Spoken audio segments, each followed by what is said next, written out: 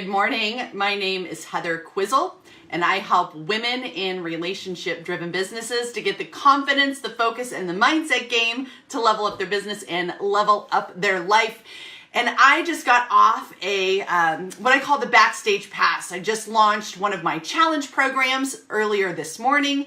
The Backstage Pass is really like the Q&A tell-all, the intimate connections, and getting to the heart of my clients and their hottest questions. And one of the topics that we discussed this morning was so insightful to me as a mentor, as a leader, as a woman in business. And we were talking about strengths and weaknesses. But then this idea of comfort zones comes up also. And so I want to share this with you because this was just big for me. And I thought, if this is how one person is seeing the idea of comfort zones and weaknesses, then it may be something that you do as well. And this distinction is really, really important to your success. So let me first set up for you this idea of weaknesses and strengths. And some of you may have heard me talk about this. You know, when it comes to strengths, you may have 5 strengths. And I use that number 5 because years ago, I took Strengths Finders. I don't know if any of you taken the Strengths Finder, Strengths Finder 2.0. It's a book. It's also an online, kind of like a personality test. And I took it years ago. And I think there's like 34 or 32 or something like that, different personalities, different strengths that a human can have. And it kicks out your top 5. And so you'll see on my second clipboard there are my top 5. So I'm ideation, adaptability, activator, learner, and restorative. Anyway, all that to say, I got these 5 strengths.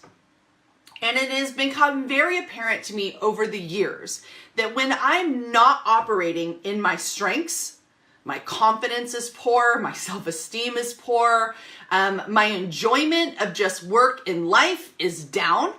And so I've learned that when I'm feeling fear, doubt, negativity, resentment, these are sure signs that I'm not operating within my strengths. Now, the other thing that's important to know is most people are highly keyed into their weaknesses. And I use the analogy of, let's say your 10-year-old comes home from school, he had a math test, he got a 94 degree, not 94 degree percent. It's hot. And we're talking degrees. He gets a 94%. What are you as a parent looking at? You're automatically keyed in to the 6% that he got wrong. You're keyed into his weaknesses, and we do the same thing to ourselves. We know instrumentally what the things are that we're not good at. We know them up one side and down the other. Now, if I asked you what your strengths are, can you tell me that? Most likely not. But here's the thing, is that when it comes to weaknesses, which is what most people are focused on, you're like, I got to do better. I got to make these better. So we spend all this time working on our weaknesses, but for a very small margin of increase. However, if you're focused in your 5, whatever they are, whether you use somebody else's, system of identifying your strengths or you just discover on your own. Guys, take a minute. You'll know what you're good at because it feels good when you do it. But when you work on those strengths and you work on those to sharpen them, to make them stronger, to build them, your margin of increase is massive there. So you can take a strength and you can boom sauce it and turn it into mastery. And these are the people that are the best at their craft. Look at Michael Jordan, look at Tiger Woods, look at, who's the kid my son is always watching? Oh, whatever. But you know what I mean, right? But it's when we're focused on these weaknesses and we think so hard, we just got to do better. If I can just, make these weaknesses a strength, no, because you will waste so much time here trying to increase something that wasn't meant to be increased, because we as humans were designed to showcase our zone of genius, our strengths. Okay, now, all of that to say, this is where it got really good in my coaching program this morning, is that the gal said, okay, so what I'm hearing is that getting out of your comfort zone does not necessarily mean work on your weaknesses. And that's where I went, oh my gosh, boom. Is this what many people are equating a comfort zone with?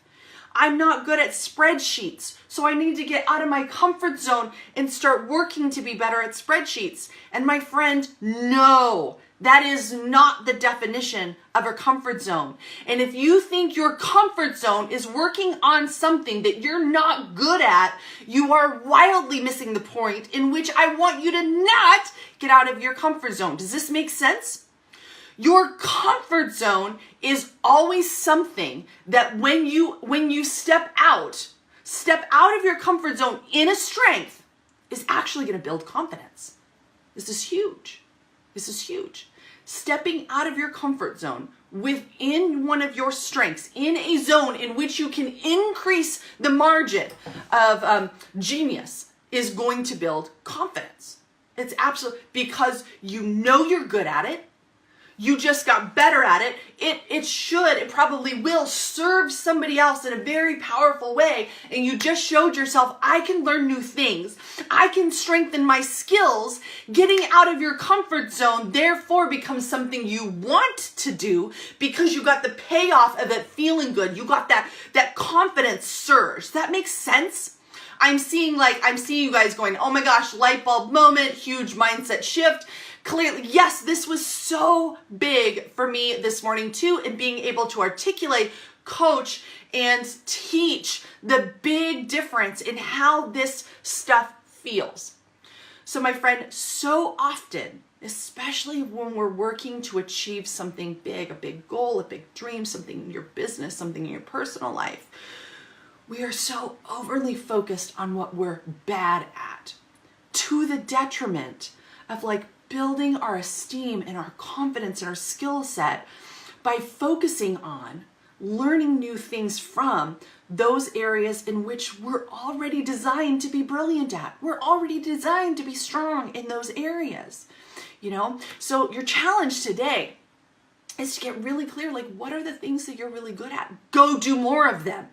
Go do more of them. Stop working so hard, wasting time essentially on the areas of you that are never going to get better. I am never going to love working with numbers. I wasn't designed for that. I wasn't designed for the details.